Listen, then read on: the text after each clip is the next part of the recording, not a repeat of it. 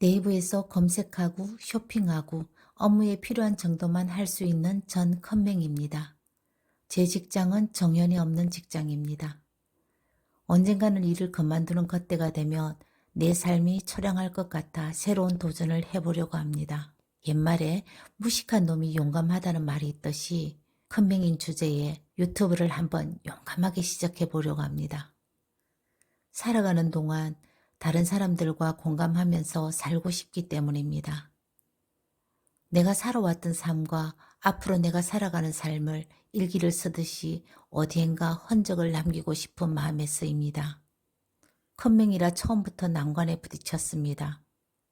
믿는 건 함께 일하는 동료 한 사람밖에 없는데 배우는 사람의 자세가 부족해서 문제가 생겼습니다. 이거 어떻게 하는데? 전에 말해줬잖아요. 까먹었으니까 묻지. 그러니까 좀 기억하라고요. 누가 까먹고 싶어서 까먹었나? 하고 소리를 질러도 자리에서 꼼짝도 않고 자기 일만 하는 동료가 야속하기만 했습니다. 잠시만 와서 좀 봐줘라. 여기서 어떻게 한다고? 어쩔 수 없이 옆으로 와서 여기 있잖아요, 여기. 아, 거기 있었구나. 그럼 진작에 와서 좀 알려주지.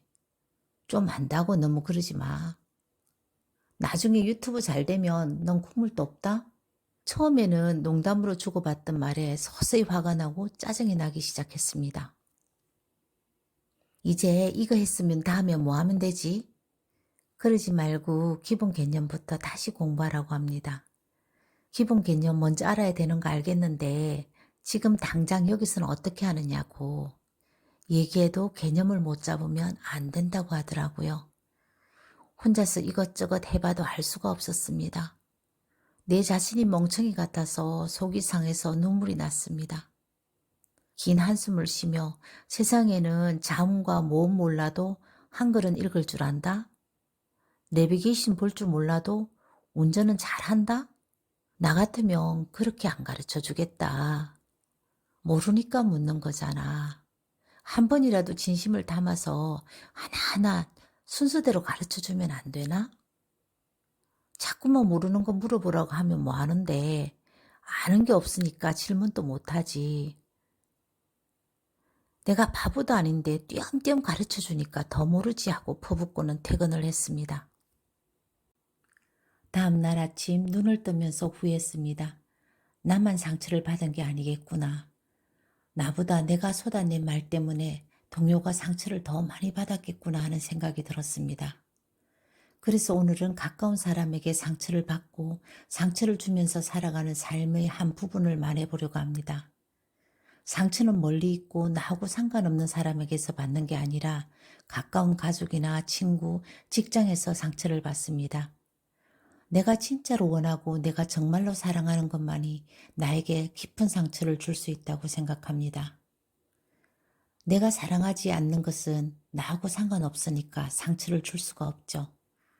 상처란 것은 나만 겪고 있는 힘듦이 아니라 원래부터 사랑처럼 주고받는 것 같습니다.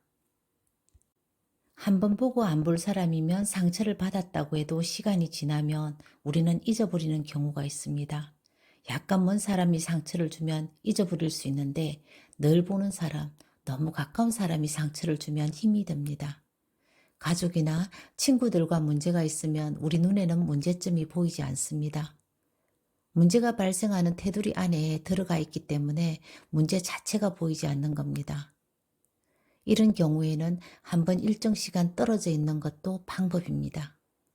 떨어져 있어 보면 문제의 본질이 보이기 때문입니다.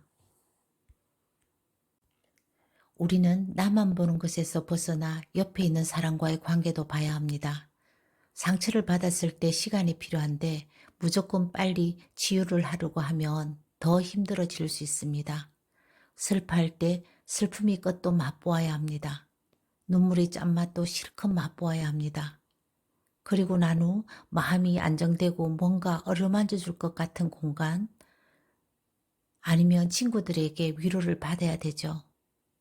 우리가 살다 보면 좋은 일도 많이 일어나지만 상처가 되고 마음의 후회가 되는 일도 많이 일어납니다.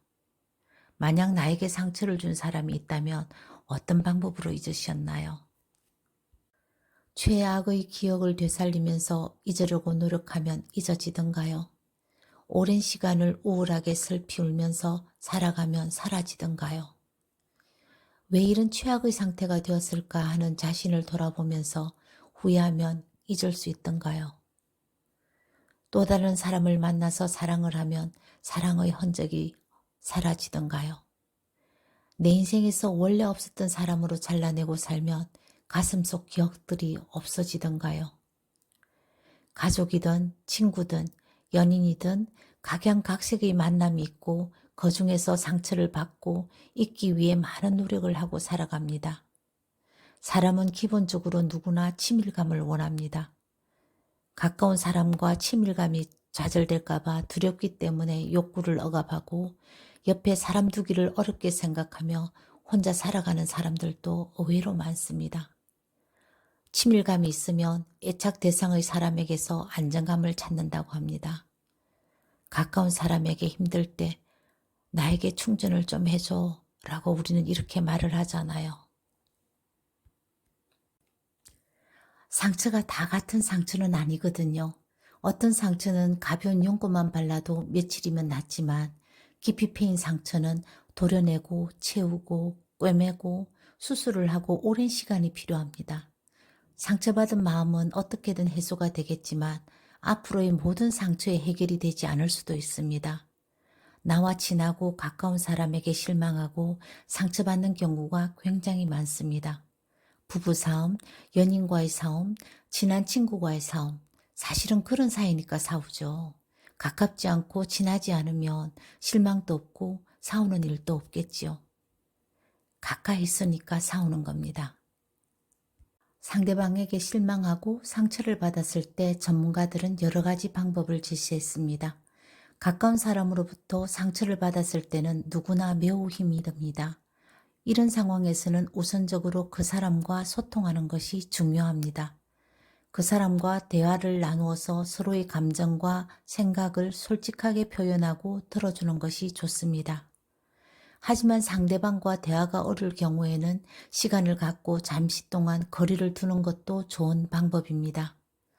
상처를 받은 감정들을 처리하고 재충전할 수 있는 시간이 필요할 수 있기 때문입니다. 자신의 마음을 진정시키기 위한 방법을 찾아서 스트레스를 줄일 수 있는 활동을 하거나 좋아하는 취미생활로 스트레스를 해소하는 것도 좋은 방법입니다. 가까운 사람으로부터 상처를 받았을 때는 자신을 돌봐주는 것도 중요합니다. 자신의 감정을 인정하고 받아들이며 자신을 위한 시간을 가지고 다시 회복할 수 있는 기회를 만들어주는 것이 좋습니다. 상처를 받았을 때는 그 감정을 인정하고 받아들이는 것이 무엇보다 중요합니다. 그리고 상처를 받은 감정에 대해 자신과 솔직하게 대화해 보는 것이 좋습니다. 이때 자신에게 상처를 준 사람이 아닌 내 스스로 상처를 받았다면 그 사람의 행동에 대해 이해하고 용서하는 마음을 가지는 것도 중요합니다. 또한 상처를 받은 감정을 다른 사람과 나누는 것도 도움이 됩니다. 가족, 친구들과 이야기하며 자신의 감정을 공유하고 받아들이는 것은 치유 과정에 큰 도움이 됩니다. 마지막으로 자신에게 긍정적인 생각과 에너지를 주는 것도 상처를 위로하는 방법 중 하나입니다. 자신에게 긍정적인 자기 대화를 하고 자신을 위한 작은 보상을 주며 자신에게 칭찬을 해주는 것이 좋습니다. 너무 가까이 있는 사람이 편하니까, 친하니까 이 정도는 이해할 수 있지 않나 하는 생각으로 무심코 하는 말과 행동이 상대방에게는 큰 마음의 상처로 남겨질 수 있습니다. 아무리 친해도 그 사람은 내가 아니기 때문입니다. 감사합니다.